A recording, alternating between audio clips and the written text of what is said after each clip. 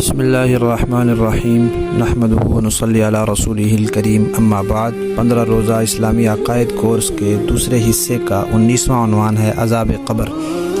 عذاب قبر کا معنی، مفہوم اور مصداق، اور اس سے متعلق اسلامی عقائد سمجھنے سے پہلے یہ بات سمجھ لیں کہ انبیاء کرام کو اللہ تعالیٰ نے دنیا میں بھیجا ہے جن کا مقصد وہ باتیں بتانا ہے جن کی ہم ضرورت مند ہیں، لیکن عقل اور حواس سے ہم ان کو سمجھ نہیں سکتے۔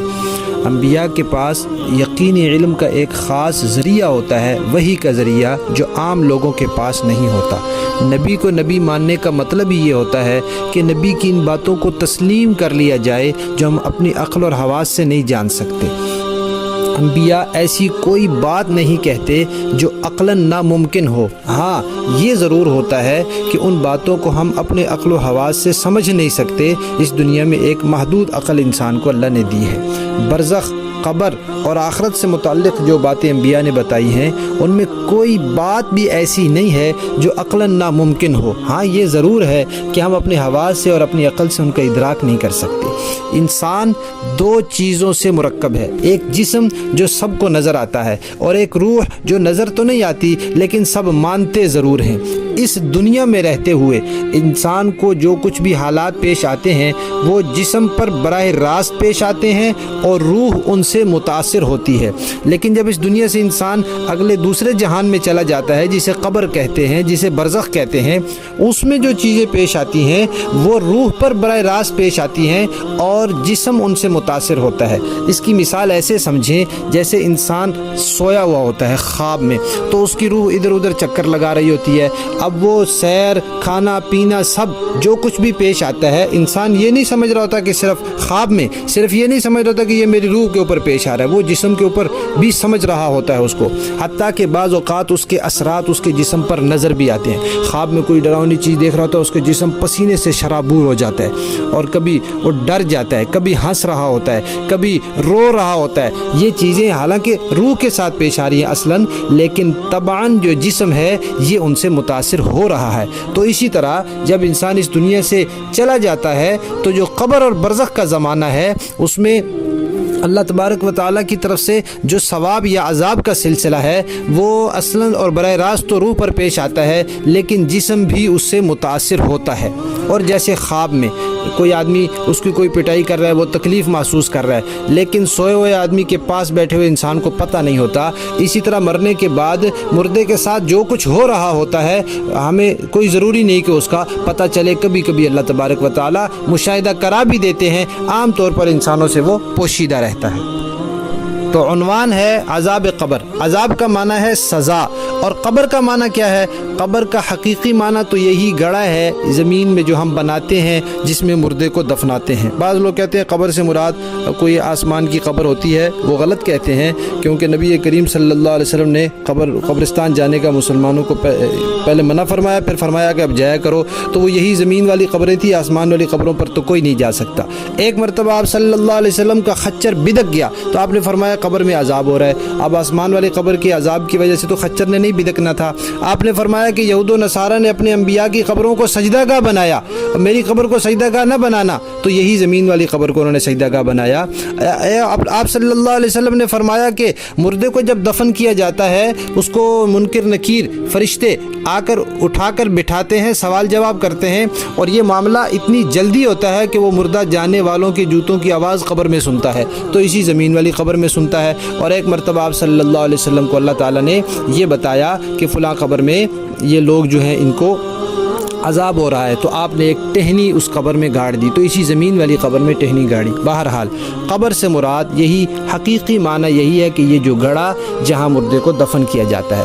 البتہ مجازی طور پر مرنے کے بعد انسان کے جسم کے اجزاء جہاں کہیں ہو وہ اس کی قبر ہے۔ فرعون کی لاش مصر کے عجائب گھر میں رکھی ہے، وہ اس کی قبر ہے۔ کسی انسان کو اللہ تعالیٰ حفاظت فرمائے، کسی کا کوئی درندہ کھا جاتا ہے، سمندر میں چلا گیا، مچھلیاں کھا جاتی ہیں، ان کے جسم کا حصہ بن جاتا ہے، تو انسان کے جسم کے اجزاء جہاں جہاں ہو وہی اس کی قبر ہے۔ عذاب قبر کا معنی ہوا کہ قبر میں انسان کو جو سزا ملے یا جو اللہ تعالیٰ کی طرف سے راحت ملے، یہ دنیا دار العمل ہے، یہاں انسان نے عمل کرنا ہے، آخرت دار الجزا ہے، وہاں انسان کو بدلہ ملے گا۔ دنیا اور آخرت کے درمیان بھی ایک چیز ہے جس کو دار الانتظار کہتے ہیں، اسے قرآن پاک نے برزخ کہا ہے، وَمِن وَرَائِهِمْ بَرْزَخٌ إِلَى يَوْمِ يُبْعَثُونَ۔ تو برزخ ایک زمانہ ہے، ایک وقت ہے۔ دنیا میں جب انسان کا وقت ختم ہو جاتا ہے، اس کی موت آ جاتی ہے، اس وقت سے لے کر قیامت تک کے درمیان کا جو وقت ہے اس کو برزخ کہتے ہیں۔ برزخ کا معنی ہوتا ہے پردہ، تو اس زمانے کے جو احوال ہیں وہ دنیا والوں سے پردے میں ہوتے ہیں، اس لیے اس کو برزخ کہتے ہیں۔ مرنے کے بعد اللہ تعالیٰ نے انسان کے لیے دو جگہ عذاب ثواب کا سلسلہ رکھا ہے، ایک سلسلہ متناہی ہے، وقتی ہے، عارضی ہے، وہ قبر میں ہے، اور ایک سلسلہ پھر آگے دائمی ہے، وہ جنت اور دوزخ میں ہے۔ موت کسے کہتے ہیں؟ موت ہم سب جانتے ہیں کہ جسم سے روح نکل جاتی ہے تو انسان کی موت واقع ہو جاتی ہے، لیکن جب روح جسم سے نکل جاتی ہے تو پھر وہ بالکل لا تعلق نہیں ہو جاتی، بلکہ اس کا ایک ہلکا سا تعلق جسم کے ساتھ رہتا ہے۔ حدیث شریف میں آتا ہے جب انسان کی روح نکل جاتی ہے اور وہ فوت ہو جاتا ہے، اگر وہ نیک آدمی ہوتا ہے تو وہ اپنے دائیں بائیں والوں سے کہتا ہے جلدی کرو جلدی کرو، اس کو پتہ ہے آگے میرے لیے قبر میں راحت ہے۔ اگر وہ برا ہوتا ہے تو کہتا ہے کہاں لے کر جا رہے ہو، ابھی ٹھہر جاؤ ابھی ٹھہر جاؤ۔ تو کچھ ہلکا سا تعلق روح کا ہوتا ہے تو اسی لیے جسم کہتا ہے، لیکن ہمیں محسوس نہیں ہوتا۔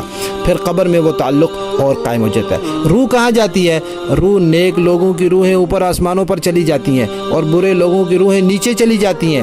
روح اپنی جگہ پر رہتی ہے، جسم اپنی جگہ پر ہوتا ہے۔ اللہ تبارک و تعالی اپنی کامل قدرت سے روح اور جسم کا آپس میں تعلق قائم کر دیتے ہیں۔ اس تعلق کی وجہ سے روح اور جسم دونوں کو قبر کا عذاب اور ثواب محسوس ہوتا ہے۔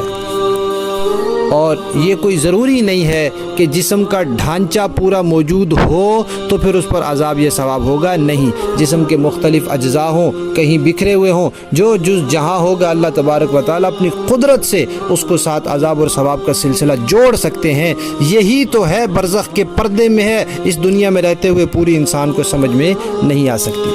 عذاب قبر، قبر کے اندر عذاب اور ثواب کا جو سلسلہ ہے اس کا ثبوت قرآن پاک سے ہے، متواتر احادیث سے ہے، اس لیے یہ ضروریات دین میں شامل ہے، قطعی عقائد میں شامل ہے۔ اس کا منکر پکا کافر اور دائرہ اسلام سے باہر ہے۔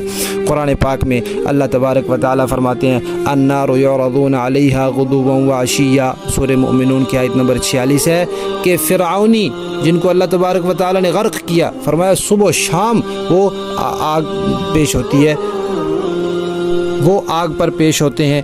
تو کون سی آگ ہے؟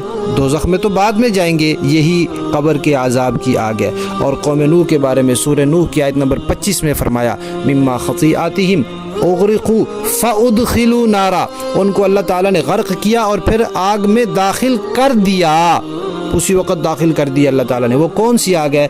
وہ یہی برزخ اور قبر کے عذاب کی آگ ہے۔ اور ترمذی شریف کی روایت ہے، آپ صلی اللہ علیہ وسلم نے فرمایا القبر روضۃ من ریاض الجنہ، قبر جنت کے باغوں میں سے ایک باغ ہے یا دوزخ کے گڑھوں میں سے ایک گڑھا ہے۔ اور حضرت عائشہ فرماتی ہیں، بخاری شریف کی روایت ہے، رسول اللہ صلی اللہ علیہ وسلم نے فرمایا کہ اہل قبر کو ان کی قبروں میں عذاب دیا جاتا ہے، ایسا عذاب جس کو سارے جانور سنتے ہیں، انسان اور جنات کے علاوہ باقی مخلوقات اس کو سنتی ہیں۔ انسان اور جنات سے وہ پردے میں ہے، ان کو نہیں وہ سنائی دیتا۔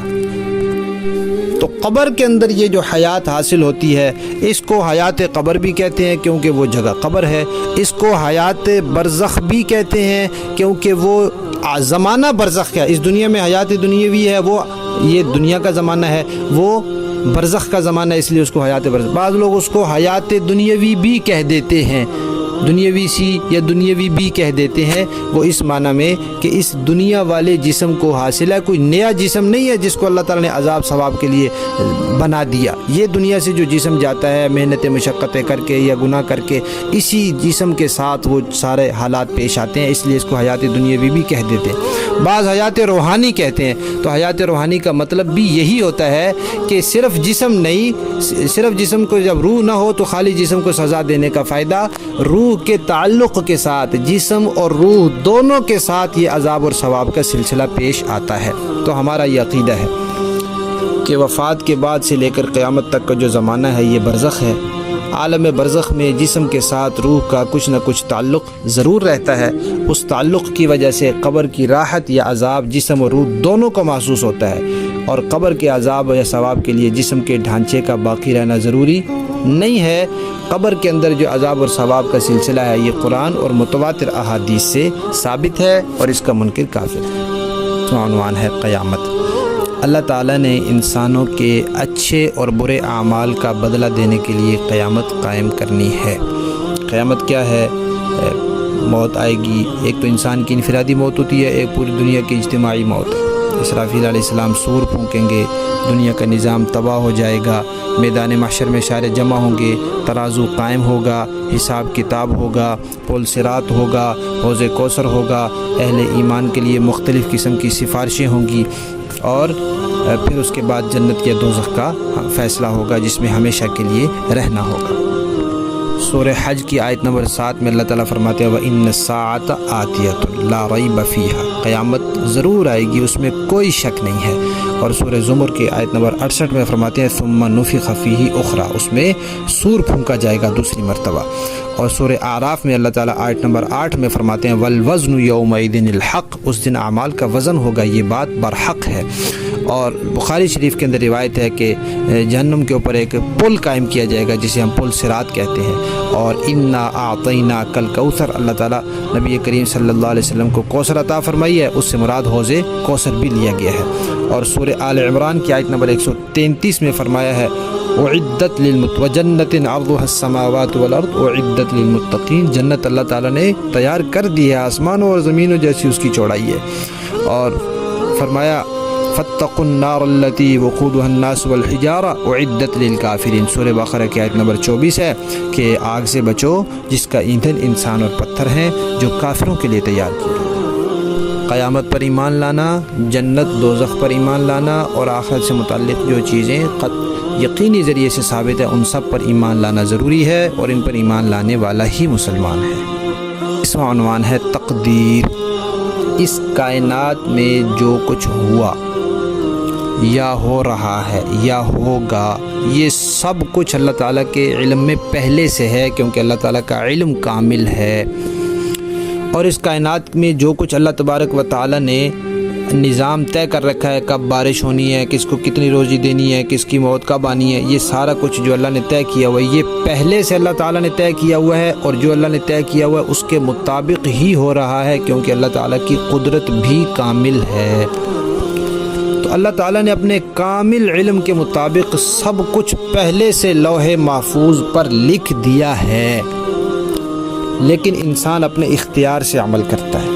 ایک بچہ ہے، اس کے والد کو اس کے مزاج کا معلوم ہے، اس کا والد اس کے لیے بسکٹ بھی لایا، کیک بھی لایا، اور اب دوسرے آدمی سے کہا دیکھو میں بچے کے سامنے یہ دونوں چیزیں کروں گا، بسکٹ اگرچہ مہنگا ہے لیکن بچہ جو ہے وہ کیک کو پسند کرے گا، اس لیے کہ والد کو اس کے مزاج کا پتہ ہے۔ بچہ آیا، والد نے دونوں چیزیں سامنے رکھی، بچے نے کیک اٹھا لیا۔ اب اس لیے تو نہیں اٹھایا کہ اس کے والد نے کہا تھا، اٹھایا تو بچے نے اپنی مرضی سے، لیکن والد نے پہلے ہی کہہ دیا تھا اپنے اندازے سے، تو والد کا اندازہ غلط ہو سکتا ہے۔ تو اللہ تعالیٰ نے جو اندازہ لگایا کہ یہ انسان یہ کام کرے گا، اللہ تعالیٰ کا اندازہ غلط نہیں ہو سکتا، علم کامل ہے، اس لیے اللہ تعالیٰ نے پہلے سے لکھ دیا ہے کہ یہ انسان یہ کام دنیا میں کرے گا۔ کرتا انسان اپنے اختیار سے ہے، لیکن اللہ تعالیٰ کو پہلے سے اس کا علم ہے، تو اس کو تقدیر کہتے ہیں، اس پر ایمان لانا فرض ہے۔ جیسے کوئی عمارت بنتی ہے تو پہلے وہ انجینئر اپنے ذہن میں ایک نقشہ بناتا ہے کہ یہ اتنے مرلے جگہ ہے، اتنی منزلہ عمارت بنانی ہے، اس میں اتنے کمرے بنانے ہیں، پھر اس کو کاغذ پر اتارتا ہے،